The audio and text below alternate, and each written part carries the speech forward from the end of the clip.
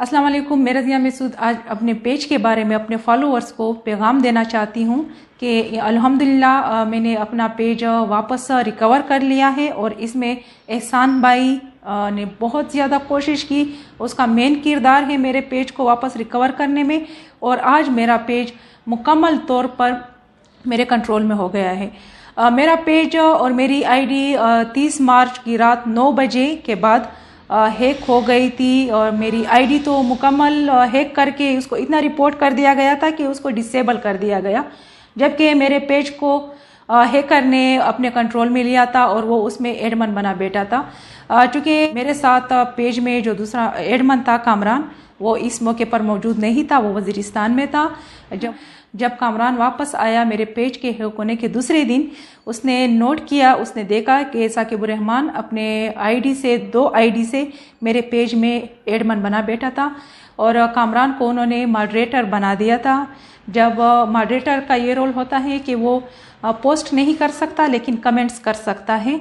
जब उसने बार बार पेज में ये कमेंट्स किए कि ये पेज हैक हो चुका है, ये पेज अब रज़िया मसूद के पास नहीं रहा, तो इस दौरान मैंने साइबर क्राइम को भी रिपोर्ट किया। क्योंकि कोरोना की वजह से जितने भी प्रोसेस हैं साइबर क्राइम का जो प्रोसेस था उसमें मैंने बहुत कोशिश की कि ये जल्दी से ये जो हैकर हैं इसको सामने लाया जाए और इसको अरेस्ट किया जाए, लेकिन कोरोना की वजह से चूँकि सारे मामलात स्लो हैं और ये प्रोसेस बहुत डिले हुआ, लेकिन मैंने अपनी जो कोशिश थी इंटरनल जो मेरी कोशिश थी वो जारी रही। इस दौरान जब उन्होंने कामरान को एनालिस्ट बना दिया जो ना कमेंट्स कर सकता था ना पोस्ट कर सकता था, एहसान भाई उसने बहुत कोशिश की, उसका बहुत शुक्रिया अदा करना चाहती हूँ क्योंकि उसने बहुत कोशिश की। जब हम देखते रहे पेज में एडमन तब्दील होते रहे, पहले साकिबुर रहमान 2 आईडी से एडमन था, उसके बाद आमना बेगम आ गई और उसके बाद कफील नियाजी जो एडमन था, जो हैकर था, वो आखिर तक सुबह तक वो मेरे पेज में एडमन के तौर पर मौजूद रहा।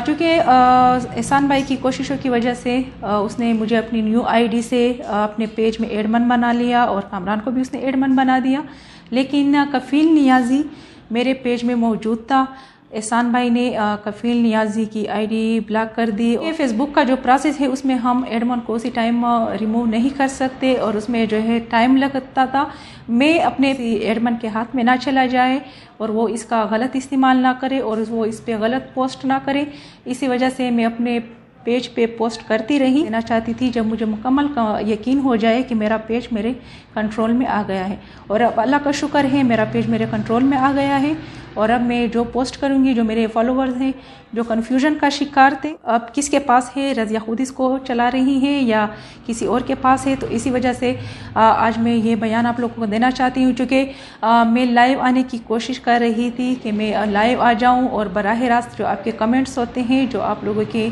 सवालात होते हैं, उसके जवाबात देती रहूँ, लेकिन चूँकि मसरूफियत की वजह से मैं लाइव नहीं आ सकी मेरी, तो इसी वजह से मैं आपको लाइव टाइम नहीं दे सकती। लिहाजा अपने फॉलोअर्स को मैंने एक वीडियो मैसेज के थ्रू मैं उसको आगाह करना चाहती हूँ, उनको बताना चाहती हूँ कि मेरा पेज अब मेरे कंट्रोल में आ गया है। और चूँकि अक्सर मेरे फॉलोअर्स उनके ये सवालात होंगे कि आप ये वीडियो पैगाम जो है ये पश्तो में या महसूस ज़बान में रिकॉर्ड करवा देती तो अच्छा होता, तो मैं उसको एडवांस में ये बात कहना चाहती हूँ कि चूँकि मेरे फॉलोअर्स में मेरे साथ सिर्फ मसूद भाई ही नहीं है, हर तरह इलाके से उर्दू स्पीकिंग या दूसरे ऐसे लोग मौजूद हैं जिनको पश्तो की समझ नहीं आती और पश्तो में ख़ासकर जो हमारी मसूद लैंग्वेज है उसको उनकी समझ नहीं आती। लिहाजा अपने तमाम फॉलोवर्स को मद्देनज़र रख कर मैंने ये पैगाम उर्दू में रिकॉर्ड करवाया है और मैं अपने तमाम फॉलोवर्स का शुक्रिया अदा करना चाहती हूँ। इंशाल्लाह मैं इस पर अपनी पोस्ट शेयर करती रहूँगी। आप सबका बहुत